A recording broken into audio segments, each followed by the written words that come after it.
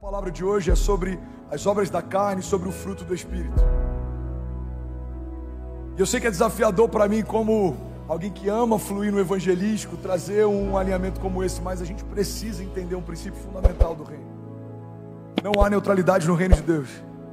Ou estamos construindo uma história com Deus, ou estamos construindo uma história sozinhos. Ou estamos fazendo algo que aponta para Jesus, ou estamos fazendo algo que aponta para nós. Ou estamos aproximando pessoas do Evangelho, ou estamos roubando pessoas dela. Alguém está comigo? Diga amém. A Bíblia diz: aquele que não junta, espalha. Não há neutralidade no chamado. Ou você vive o chamado, ou você se esqueceu dele. Não há neutralidade no dom. Ou você está multiplicando talentos, ou você está enterrando eles. Não há neutralidade na semeadura. Ou você é um semeador, ou você é um usurpador. Não há neutralidade na fé. Ou você crê em milagres, ou você não crê. Não há neutralidade na salvação. Ou cremos em Jesus como Salvador e recebemos salvação, ou não cremos e nós enfrentaremos o juízo. Não há neutralidade no corpo. Ou somos parte do corpo, ou somos uma verruga dele. Não há neutralidade na jornada. Ou estamos caminhando com os nossos olhos fixados no autor e consumador da nossa fé, ou estamos olhando para tudo que se levanta ao nosso redor. Não há neutralidade, igreja, na voz profética. Ou profetizamos aquilo que está alinhado com os pensamentos de Deus, ou estamos murmurando, reclamando daquilo que Deus ainda não fez para nós. Não há neutralidade na maturidade. Ou somos meninos ou somos homens. Não há neutralidade na liderança. Ou lideramos um povo para Deus, ou nós estamos sendo pedra de tropeço para eles. Não há neutralidade no pastoreio. As ovelhas ouvem a voz do pastor e seguem, ou não consideram como pastor, e por isso não são ovelhas. Não há neutralidade sobre aquilo que Deus estabeleceu como princípio fundamental. Alguém está comigo? Diga amém. Eu nunca vi os olhinhos tão atentos. Eu nunca vi um clima tão pesado. Mas eu preciso lembrar alguém aqui. Talvez essa mensagem seja para uma pessoa. Que não há neutralidade. Na verdade, a neutralidade já é uma escolha. A neutralidade já é um caminho. Você já deve ter ouvido aquela historinha de um cara que está em cima de um muro. De um lado está Jesus e os seus anjos insistindo para que ele venha para esse lado. E do outro lado está Satanás e os seus demônios completamente passivos. E aí num determinado momento ele se vira para Satanás e ele fala: por que você está tão tranquilo? Porque do outro lado Jesus, ele está toda hora insistindo para eu ir para aquele lado e você não está nem aí. Ele falou: é porque você já escolheu um lado, eu sou o dono do muro. Omissão também é uma posição. Um pai que decide se omitir na criação dos filhos, ele escolheu ser um pai omisso. Um marido que decide se omitir para não ter um sacerdócio, ele já é um sacerdote omisso. Um líder que prefere se omitir do que perder pessoas porque precisava alinhá-las, ele já é um líder omisso. Tenho várias características, vários desafios, vários defeitos. O meu staff conhece vários deles e vai conhecer muitos mais ainda. Mas tem uma coisa que eu não tenho dificuldade, é de alinhar algo que eu acredito que está errado. Eu posso até errar de fazer algo que não estava errado, mas eu nunca vou errar em não fazer algo que eu acredito que está errado. Porque essa neutralidade, ela é omissão. A omissão, ela sempre vai me tirar de um lugar de destino e vai me colocar num lugar onde nada acontece. Irmão, olha para mim. Quando você não crê em nada, nada acontece. Quando você não semeia nada, você não vai colher nada. Quando você não se move em direção a lugar nenhum, você não chega em lugar nenhum. O posicionamento, ele gera milagres, mas a ausência dele gera apatia, escassez. Deus deu várias ordens para o povo na antiga aliança: marchem, façam, creiam, andem. E quando o povo fazia, algo acontecia. Moisés está diante de um mar fechado. Deus, e agora? Coloca o cajado. Ele coloca o cajado e o mar se abre. E agora? Agora marchem, não parem. Agora tem sede. Toca a rocha com o cajado, sai água da rocha. Deus, o povo está enjoado de comer pão. Então tá bom, aves dos céus. Toda direção que Deus dá libera o novo de Deus. Mas é possível ouvir o que Deus pediu e não obedecer, e por isso não viver algo novo. Nem todos entraram na terra prometida, mesmo estando diante dela. Por quê? Porque escolheram a neutralidade. E eu prefiro morar perto do que viver dentro. Irmão, olha para mim. Tem muita gente que preferiu viver perto da promessa do que viver a promessa. Pastor, quando que eu escolho viver perto da promessa, mas não viver a promessa? Quando você se sacia só em vir nos domingos, ouvir que Deus tem promessas, mas você não está vivendo nenhuma delas. Quando você ouve vários profetas, homens de Deus, você já teve sonhos, em vários momentos Deus falou, você tem um chamado, eu quero usar você, e você continua sem ser usado, irmão. Isso é estar perto, mas não ter acesso. Isso é saber que tem uma promessa, mas não usufruir dela. Isso é muito frustrante. É muito frustrante estar sempre numa casa ouvindo sobre promessas que Deus tem para filhos de Deus, mas porque não se tornou um filho de Deus, não poder acessá-las. Promessas são para filhos. Vou falar isso de novo. Toda promessa de Deus é para os filhos de Deus. O que eu preciso fazer para me tornar filho? Você precisa crer no Senhor Jesus como seu Salvador. A Bíblia diz que aqueles que creem em Jesus, eles recebem um espírito de adoção, pelo qual eles podem clamar agora, Abba, Pai. Você não é filho porque você se tornou filho, você é filho porque Deus te tornou filho. Vocês não me escolheram, mas eu escolhi a vocês. Deus escolheu você. Deus, Ele amou você. Deus desejou você. E Ele amou você de tal maneira que Ele entregou o seu único filho para ter você de volta. Irmão, alguém, será que consegue celebrar pelo menos a redenção num culto como esse? Você é filho, você é amado em Jesus, você é salvo, justificado. E é sobre isso que eu quero falar nessa manhã. Alguém está comigo? Diga amém. A gente está vivendo um momento muito complexo. Tem algumas teologias sendo pregadas que elas são quase que esquizofrênicas. Tem pessoas pregando o evangelho que não é evangelho. Tem gente falando sobre um Jesus que não tem nada a ver com Jesus. Porque a gente está vivendo um momento de relativização. Tudo é relativo hoje. Eu fui pregar em BH essa semana, e aí pediram para eu falar sobre relatividade dos tempos, sobre multiverso. Meu Deus, pregar sobre multiverso. Teve gente que achou que era metaverso. Não, é multiverso. É uma geração que vive em meio a realidades paralelas. A gente cria realidades paralelas. Sabe o que está acontecendo nos dias de hoje? Das primeiras estratégias do inferno, que isso é desde que o homem estava no jardim. Ele usa uma estratégia de insinuar coisas. Nem sempre ele vai te falar para fazer algo, mas ele vai começar com algumas sugestões. O cara que amava a esposa e acabou caindo, isso tudo começou com um dia com uma sugestão. Talvez não tenha problema, talvez seja agradável, talvez seja prazeroso. E quando uma sugestão começa a não criar mais um conflito com os pensamentos que você tinha, ela ocupou espaço, e agora ela começa a se tornar um pensamento. Os pensamentos vão moldando os nossos hábitos vão criando uma cultura, e a cultura vai movendo a gente na direção dela, porque você sempre vai se mover na direção dos seus pensamentos mais fortes. Por isso que a Bíblia diz, transformai-vos pela renovação do vosso entendimento, para que possam experimentar qual é a boa, agradável e perfeita vontade de Deus. O que a Bíblia está dizendo é que fundamentalmente é impossível experimentar a boa, agradável e perfeita vontade de Deus sem que os meus pensamentos sejam transformados. Por quê? Porque da mesma forma que um pensamento alinhado com os céus me leva para Ele, um pensamento desalinhado me rouba dele. Um pensamento de escassez, por exemplo. Eu não tenho, sempre falta, os tempos são difíceis, para mim tudo é mais difícil. Isso é um pensamento caído. Porque o pensamento do tipo de Deus é: eu não dependo da geografia, o Senhor é o meu bom pastor, de nada eu terei falta. Deus é fiel para cumprir o que prometeu. Podem 1000 cair ao meu lado, 10.000 à minha direita, e eu não serei atingido. Nenhuma praga chegará à minha casa, o Senhor guardará a entrada dela. É Deus quem vigia a minha casa, porque se não fosse Ele, em vão vigiaria a sentinela. É Deus quem edifica o meu lar, porque se não fosse uma verdade, em vão trabalham aqueles que edificam ela. A mentalidade do tipo de Deus faz a gente ter uma cosmovisão que aponta para Deus. A mentalidade caída faz com que a gente se mova e tenha pensamentos e desejos caídos. Alguém está comigo? Alguém está recebendo algo de Deus? Pensamentos alinhados com os céus liberam a realidade dos céus. Por acaso esse vale de ossos secos pode voltar a viver? É uma pergunta que Deus faz para um profeta. A resposta dele: Senhor, Tu sabes. Então abre a sua boca e profetiza. O profeta não profetizou o que ele achava, porque talvez, se Deus dissesse: esquece tudo, só abre a tua boca e fala o que você acha, talvez ele ia dizer: é impossível. Mas não foi isso que Deus fez. Deus constrói um caminho. O primeiro caminho é consciência. Eu posso. Senhor, Tu pode. Eu sei, Senhor, tu sabe.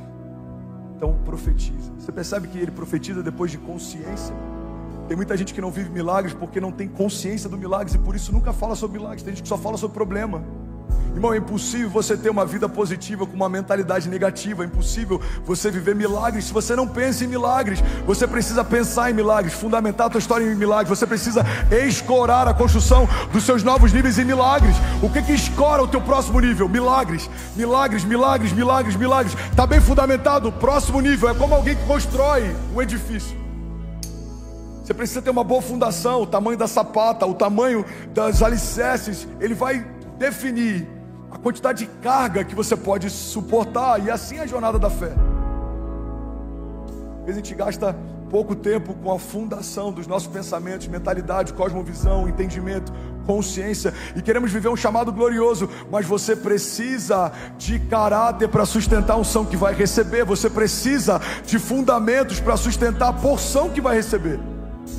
Os fundamentos da fé, quanto mais alicerçados, mais carga profética eu posso carregar. Quem está comigo aqui, diga amém. Um homem fundamentado em Deus é como alguém que decidiu construir uma casa sobre a rocha, diz a palavra. Vem os ventos fortes, tempestades, vem os dias ruins, porque eles virão, eles sempre vêm, fazem parte da vida real. Mas a diferença é que quem escolheu construir do jeito certo, fundamentado num lugar sólido, o que construiu não se perde. Irmão, olha para mim. Somos parte da geração mais ansiosa que já existiu e eu faço parte dela. Queremos tudo de forma acelerada e eu faço parte dessa geração. O único desafio que a gente precisa entender é que no final da jornada, a nossa história não vai ser sobre o quão rápido a gente chegou em alguns lugares, mas é se a gente permaneceu quando chegou lá. Tem muita gente que casou com a mulher dos sonhos, não conseguiu viver o casamento dos sonhos, separou. Tem muita gente que conseguiu conquistar um recurso e quando chegou lá percebeu o vazio de um sucesso sem propósito. Tem muita gente que correu muito rápido para chegar em algum lugar, mas a Bíblia diz que melhor é o final das coisas do que o início delas. É sobre a jornada, é sobre a caminhada, é sobre uma construção contínua. Deus não quer você para um dia, Deus quer você para sempre. Não é um relacionamento abusivo, não é sobre um relacionamento de prazer. Deus não quer ter prazer em você e você ter prazer nele por algum momento. Não, não, não. Deus quer você para sempre. E é complexo pensar nisso numa geração que tudo é relativo. Estou tentando relativizar tudo, estou tentando relativizar o gênero. Irmão, olha para mim. Se existe algo ridículo de ser questionado, é se existe mais de um gênero, quando na verdade o que está no meio das suas pernas já define se você é 50% para cá ou para lá. Pode ser menino ou menina, e é isso, that's it. Pastor, mas pessoas podem ter opções sexuais? Podem. A Bíblia diz inclusive que a pior coisa que Deus pode fazer com um homem é entregá-lo aos seus próprios prazeres. Você pode fazer o que você quiser, mas não dá para questionar que você não é quem você é. Macho e fêmea os criou. Só tem dois gêneros. Você sabe por quê? Porque não há neutralidade nos cromossomos também. Não há cromossomo neutro. Ou você é macho ou você é fêmea. Mas eu faço o que eu quiser com o meu corpo. É verdade, o corpo é seu, faz o que quiser. Mas não dá para questionar um princípio fundamental. Você é macho ou você é fêmea. O que esperar de uma geração que relativiza até o gênero? Pais colocando nomes neutros nos seus filhos para que quando cresçam decidam o sexo. Não, não, não. Ele pode decidir o caminho de prazer sexual, mas o sexo já definiu. Antes dele ser gerado no seu ventre, Deus já chamava por um nome. Já existe uma identidade, um desígnio, um propósito, um chamado. Alguém está comigo? Diga amém.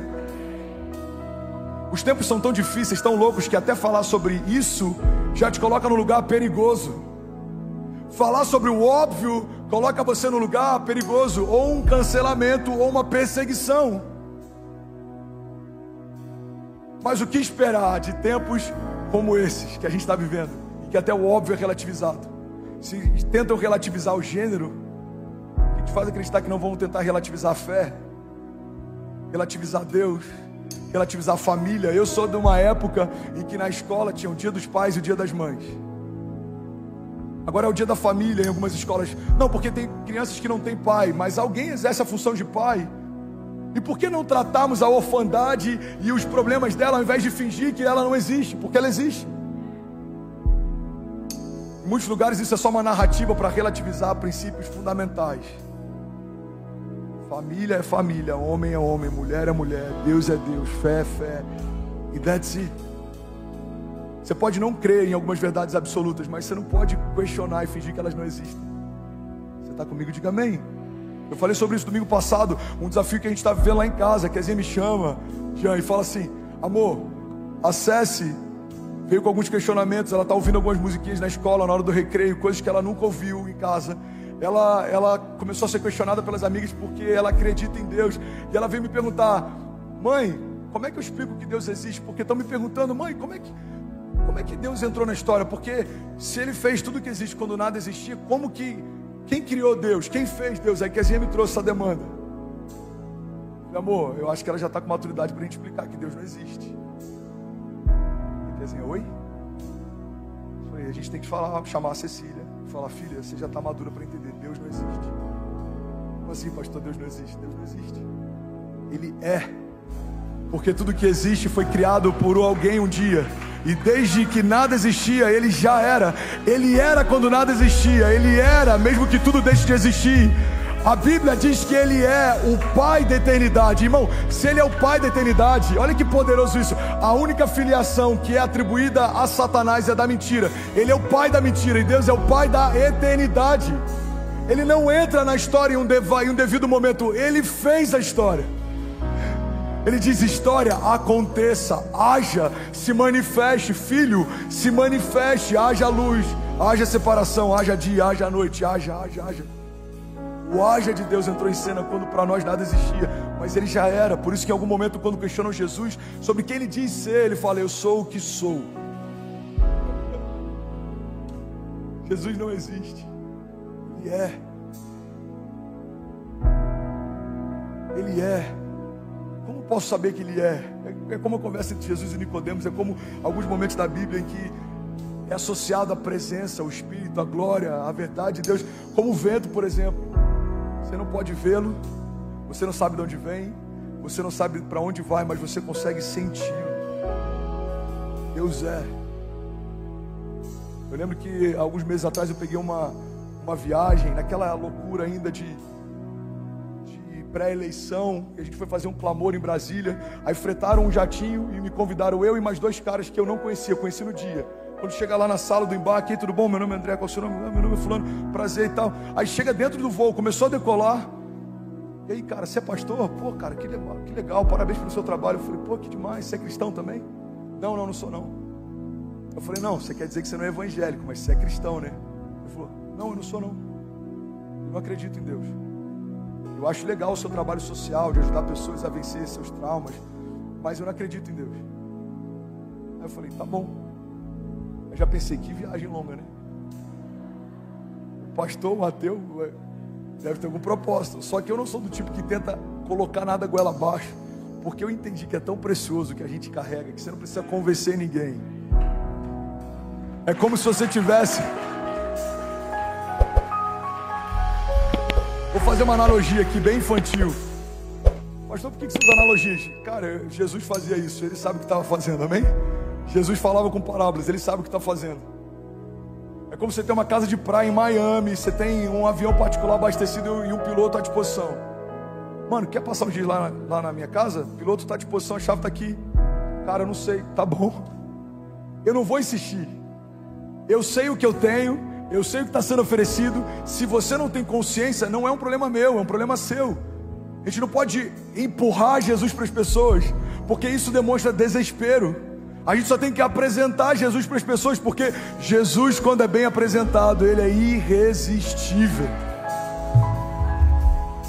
Ele é irresistível. No meio da conversa eu percebi que causou um pouco de estranheza da parte dele. Ele não está tentando convertê-lo à força. Ele falou: cara, mas e aí? Você acha loucura não acreditar? Eu falei: não, mano, eu respeito. Você tem que ter muita fé para não acreditar. E o que eu falei é verdade, tá? Não é uma frase romantizada, olha para mim. Eu falei para ele: irmão, vamos ser sinceros. Como acreditar que a especificidade de cada espécie que existe? Você tem um marlin, você tem uma girafa, você tem um pavão. Eu falei, como explicar a especificidade da gestação de uma criança?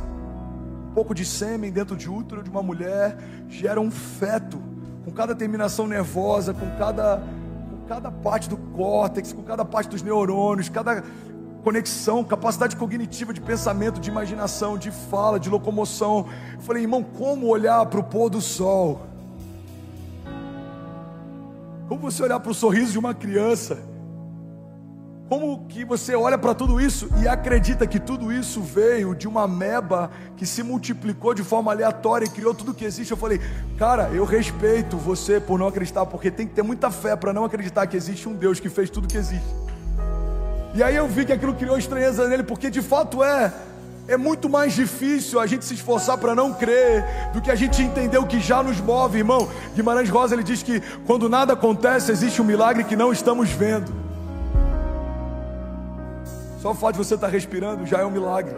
O seu coração bate sem ninguém falar que ele precisa bater. De forma instintiva, o seu organismo funciona. E eu estou falando e você nem parou para perceber quantas vezes você respirou durante esses minutos de pregação. Você sabe por que você nem percebe que respira? Porque isso acontece naturalmente. Você está funcionando, o seu corpo funcionando. Você, irmão, existe porque alguém sonhou com você quando nada existia. Alguém está comigo? Diga amém. Vou precisar finalizar, eu não consegui nem entrar na mensagem, mas eu recebi. Alguém recebeu algo de Deus nessa manhã? Eu estou recebendo algo de Deus nessa manhã.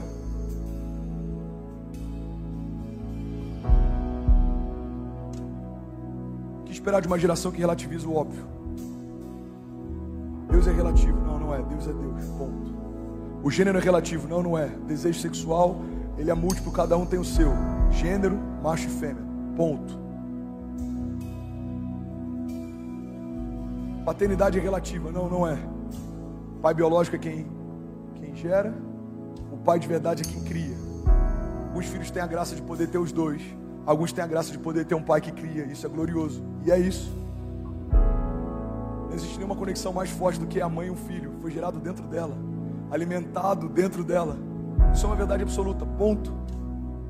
Mas até a relação com os pais tem sido relativizada, irmão. Se existe um mandamento com promessa, é honra o teu pai e a tua mãe, para que sejam acrescentados dias na sua vida na terra. Uma geração que não entende o básico vai enfrentar problemas. Pela primeira vez na história, isso é uma vergonha para a igreja, pela primeira vez na história, o censo brasileiro criou uma nova categoria de religião: evangélicos não praticantes. Você sabia disso? Deixa eu falar aqui um revelamento revelado. Deixa eu falar o óbvio. Se o censo está contando algo, é porque algo existe.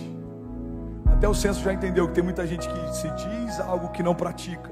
Só que fundamentalmente, se você não pratica o que diz, você não é. A Bíblia diz: não sejam apenas ouvintes da palavra, mas praticantes dela. Eu era de uma outra religião antes de ter um encontro com Jesus e me converter, e eu dizia com muita naturalidade: não, eu sou tal religião não praticante. Como que você é um filho não praticante? Você é filho ou não é? Como que você é um cristão não praticante? Ou você é um pequeno Cristo ou não é? Como que você é um evangélico não praticante? Ou você se move pelo evangelho ou não se move? Não há espaço para neutralidade nem na nossa confissão de fé. É por isso que confessamos Jesus quando viemos à frente. O próprio Jesus ensinou: aqueles que me confessam diante dos homens, aqueles que me reconhecem diante dos homens, eu também os reconhecerei diante do meu Pai que está nos céus. É como aquele soldado que ele é salvo quando as portas da cadeia se abrem, quando Silas e Paulo estão clamando, e ele está desesperado, ele vai se matar com uma espada. Paulo fala: não faça isso. O que eu preciso fazer então para ser salvo? Crê em Jesus e será salvo tu e a tua casa. A Bíblia fala sobre salvação: entrega os teus caminhos ao Senhor, confia nele, o mais ele fará. E aí, como você fez um passo de fé, você confessou Jesus, aí vem o batismo. O que é o batismo? Uma confirmação, é uma confissão pública de fé. Você está dizendo: eu confesso publicamente, diante de todas as testemunhas, diante dos céus, diante de Deus, diante da minha família, diante dos sacerdotes, que eu morri para o mundo e eu nasci para Cristo. Eu nasci de novo. Então, como ser um evangélico ou um cristão não praticante não faz sentido. Isso é um ateísmo prático. O que é o ateísmo na prática? Tem muito cristão vivendo isso, irmão. É você crer que Deus existe, mas viver como se Ele não existisse. Eu prometo que eu estou falando com muito amor. Eu sei que para alguns aqui isso pode estar entediante. Eu sei que talvez 30% não queira voltar. Mas eu creio que quem estiver recebendo aqui vai para um novo nível de maturidade. E esse novo nível de maturidade vai te levar a um novo nível de santidade. E esse novo nível de santidade vai te levar a novos níveis em Deus. Alguém crê nisso? Diga amém. Crer que Deus existe, mas viver como se Ele não existisse. Pastor, me dá um exemplo prático de crer que Deus existe, mas eu posso viver como se Ele não existisse. É simples. É você construir uma história sem perguntar para Deus se faz sentido para Ele. É você entrar em portas que você não consultou para Deus se eram portas dele para você entrar. É você fazer sociedade que você não teve uma confirmação de Deus se é para você fazer. Irmão, viver como se Deus não existisse. A gente faz o nosso corre e quando dá ruim pede ajuda para Ele. Mas não é esse tipo de história que Ele quer. Deus não é um socorro só na hora da angústia. Ele não quer só socorrer você quando algo vai mal. Ele quer estar com você todos os dias. Então será que isso agrada a Deus? Será que essa porta é de Deus? Será que esse relacionamento é de Deus? Essa sociedade é de Deus? É para eu ir? É para eu fazer? É para eu comprar? É para eu entregar? É para eu ofertar? O que você quer que eu faça? Eu estava com amigos essa semana, a gente estava jantando, e eu falei algo que eu vi o olho dele se abrindo. Estava conversando e eu falando sobre alguns testemunhos da minha jornada de fé. E eu falei sobre um momento em que Deus me falou para fazer algo, e no meu coração comecei a falar: não, isso não é de Deus, isso é da minha carne, eu quero aparecer, eu quero dar isso para aparecer. E eu comecei a me questionar, e Deus falando: faça, dê. Não, isso é da minha carne, isso é pensamento meu. E Deus me ensinou um princípio. Alguém quer ouvir? Diga amém. Deus disse: André, a tua carne nunca vai te inspirar a fazer algo que edifica o teu espírito. Na verdade é a sua carne que está fingindo que é um pensamento dela. Sou eu quem estou falando: faça, dê, entregue. Irmão, guarda isso em nome de Jesus. Uma igreja madura toma decisões pautadas por aquilo que Deus quer. Deus é para fazer, é para entrar. Porque também tem algo, pega isso aqui, irmão. Quando você tem uma convicção em Deus, você se torna imparável. Pode todo mundo falar: não vai acontecer. Deus já te disse, já aconteceu. Pode todo mundo falar: não vai se abrir. Deus já te disse, fui eu quem abri. Pode todo mundo falar: irmão, você vai perder isso aí. Deus já te disse, o que eu te dou é seu. Ninguém vai tocar. A porta que eu abro, ninguém fecha. Mas também a porta que eu fecho, ninguém abre. Como explicar a convicção de um homem como Moisés? Como explicar a convicção de um homem como Noé? Construiu algo que ele não conhecia para se livrar de um tipo de problema que ele não conhecia. Irmão, como explicar isso? Recebeu uma palavra. Não é fácil, ele fez. Moisés, ande, ele andou. Davi, confie, ele confiou. Guarda isso, irmão, em nome de Jesus. É mais simples do que parece. A gente só tem que desenvolver a habilidade de ouvir os céus. E a gente precisa desenvolver a coragem de se mover quando a gente ouviu.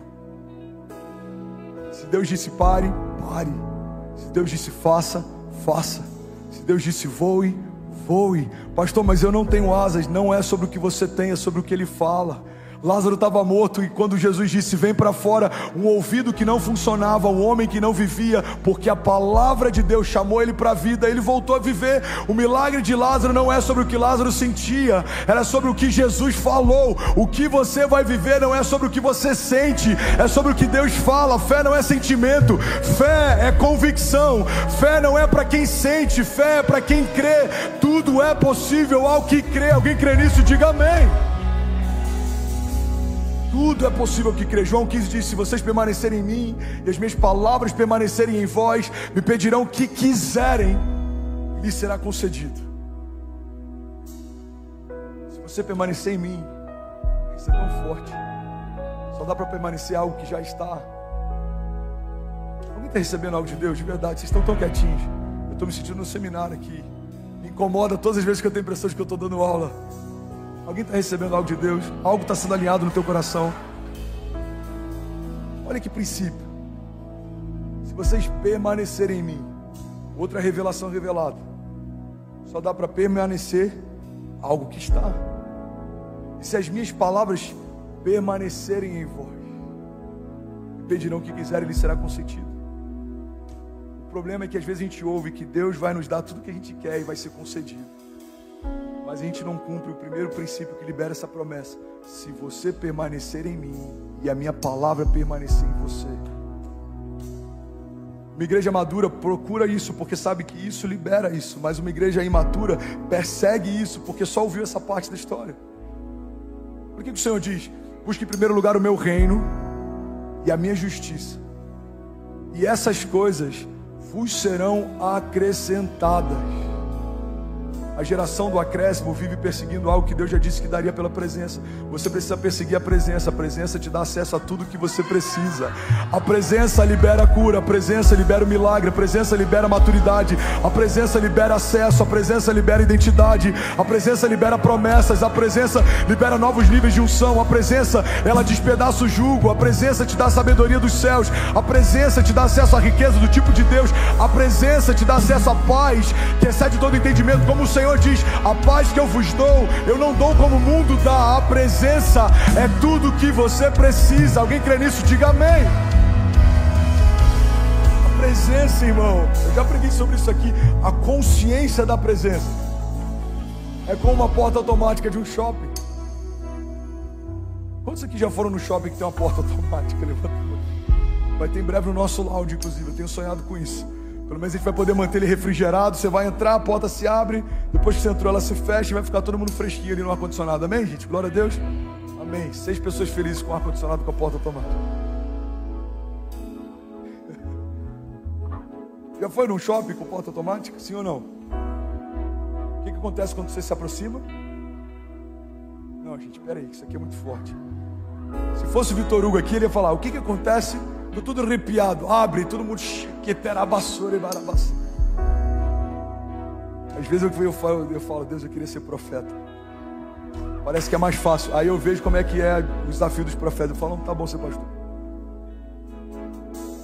Profetas, irmão, não é fácil não. Você está comigo? Diga amém. Vamos lá, de novo. Sei que é difícil, mas a gente vai chegar lá. O que acontece quando você se aproxima de uma porta automática? Ela se abre. E por que ela se abre? Porque ela percebeu E assim é a nossa jornada de fé. As portas que vão se abrir não vão ser pela sua força, nem pelo seu toque.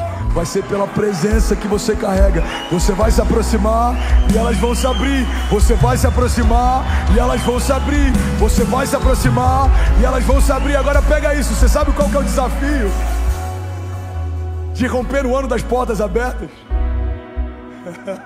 Se você quer ver mais portas se abrindo do que você jamais viu na sua vida, você precisa carregar mais presença do que você jamais carregou na sua história. Mais presença, mais acesso. Mais presença, mais milagres. Mais presença, mais mover. Alguém crê nisso? Diga amém. Você pode glorificar Jesus no seu lugar. Você pode celebrar Jesus. Aleluia. Vamos, igreja, se for para Ele, você pode fazer melhor. Aleluia! Aleluia! Estou todo arrepiado. Tem gente querendo ser renovado pelo Evangelho, mas não quer ter o compromisso da jornada. Não dá para ser renovado pela esperança do Evangelho se você não tiver o compromisso com a jornada. A jornada é a chave do relacionamento com Deus. Você lembra de Eva? Qual que é o problema de Eva? Eva, ela entendeu o final das coisas, mas ela se confundiu no meio delas. Pega isso aqui. Deus estabeleceu um princípio.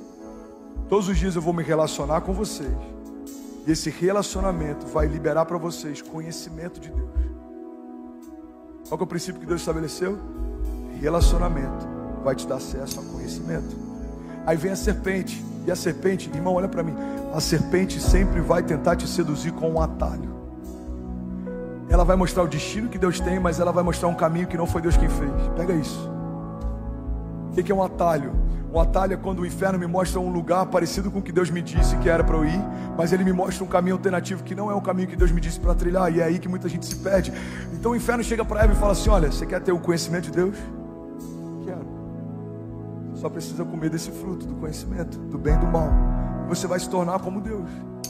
A loucura é que ela já era como Deus, porque a Bíblia diz que no 6º dia, quando o Pai, o Filho e o Espírito Santo fizeram o homem, eles disseram: façamos o homem à nossa imagem e semelhança.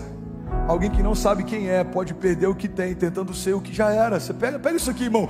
Ela já era a imagem e semelhança de Deus, mas ela queria ter o pleno conhecimento de Deus, sem ter relacionamento com Deus. O que ela pegou? Ela pegou um atalho.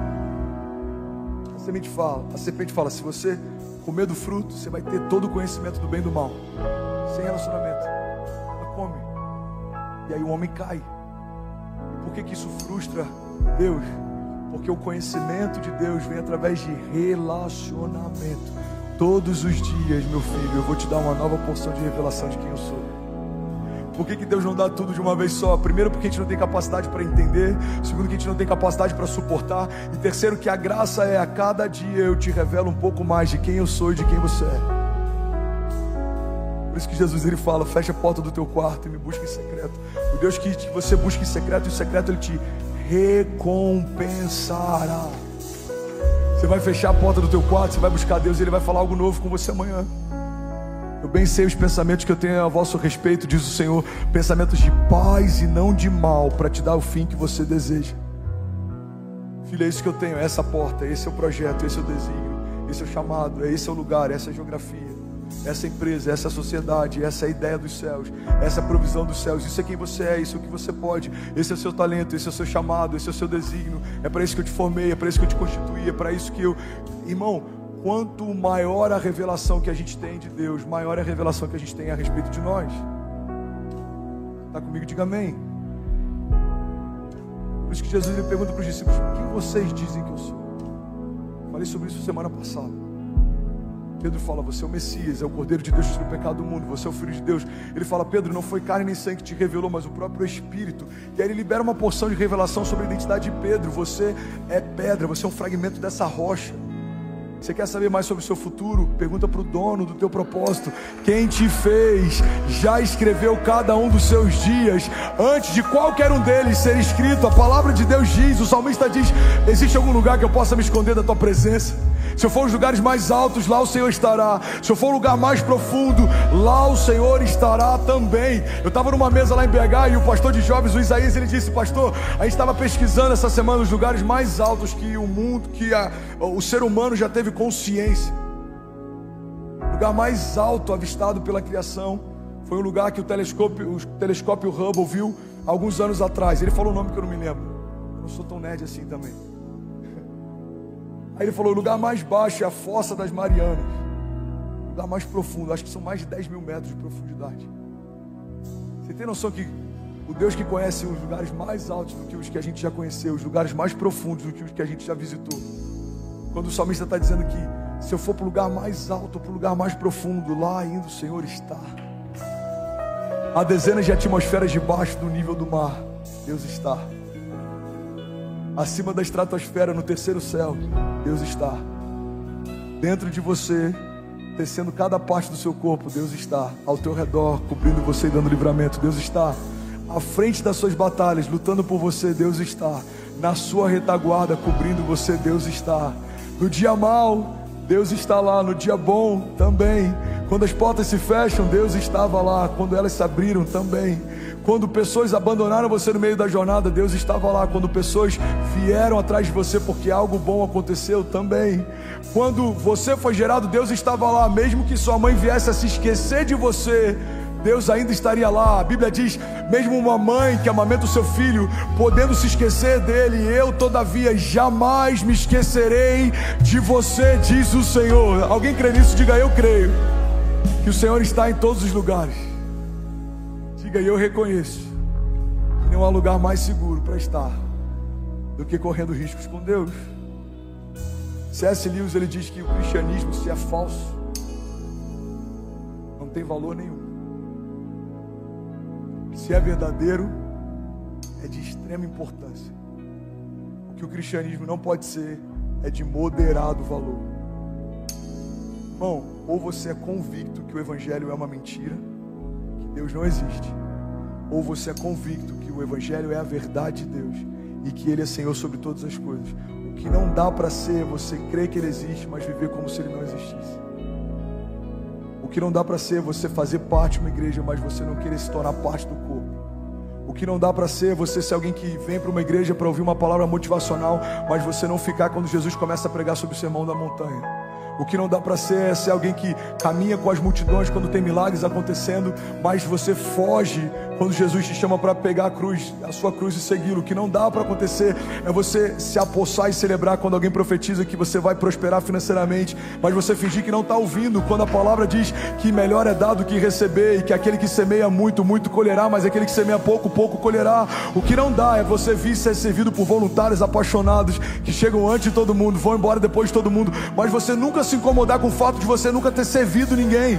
O que não dá para acontecer é você mudar de igreja porque o pastor pregou uma palavra que você não gostou, ou você sair de um lugar porque uma liderança exortou você de uma forma que você não gostou, mas você esperar que o pastor abra a mão das 99 ovelhas para buscar alguém que nunca foi ovelha, porque a ovelha ouve a voz do pastor e segue.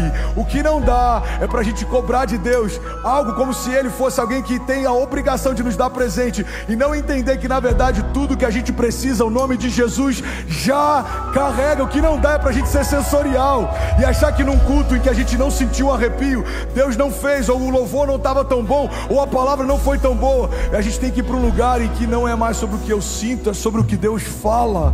Não é mais sobre uma fé epidêmica que me deixou constrangido, arrepiado, ou que me fez tremer. Não, não, não. É sobre uma fé do tipo de Deus, que mesmo que eu não sinta, Ele é. Mesmo que eu não entenda, Ele é. Mesmo que não faça sentido, Ele é. Ele é Deus, Ele continua sendo Deus. Ele é o mesmo ontem, Ele permanece hoje, e Ele é para sempre. Alguém crê nisso? Diga: eu creio. Diga que eu posso todas as coisas naquele que me fortalece. Diga: isso diz respeito aos dias bons e aos dias maus. Diga: eu declaro que o Senhor não precisa prestar contas para mim, nem mostrar todo o plano. Diga: mesmo sem entender, eu escolho confiar. Eu sei que o Senhor tem o que é melhor para mim. Eu sei que os seus pensamentos são mais altos que os meus. Diga: eu sei que os seus caminhos são melhores que os meus. Por isso, nessa manhã, eu declaro para o céu ouvir, para a terra ouvir e para todo o inferno ouvir, que não vivo mais eu, mas Cristo vive em mim. Eu declaro que a verdade do Evangelho, ela é absoluta. Diga: eu confesso que Jesus é o único caminho que leva a Deus. Diga: nenhum outro santo, nenhum outro nome. Jesus é o caminho, a verdade e a vida, e ninguém vai ao Pai se não for por meio dele. Diga: eu creio que tudo que é natural se submete ao sobrenatural. Diga: e eu e a minha casa serviremos ao Senhor todos os dias da nossa vida. Viveremos milagres em fé, caminharemos com Deus. Diga: e viveremos a partir de hoje o maior romper da nossa história, em nome de Jesus. Você pode celebrar Jesus no seu lugar.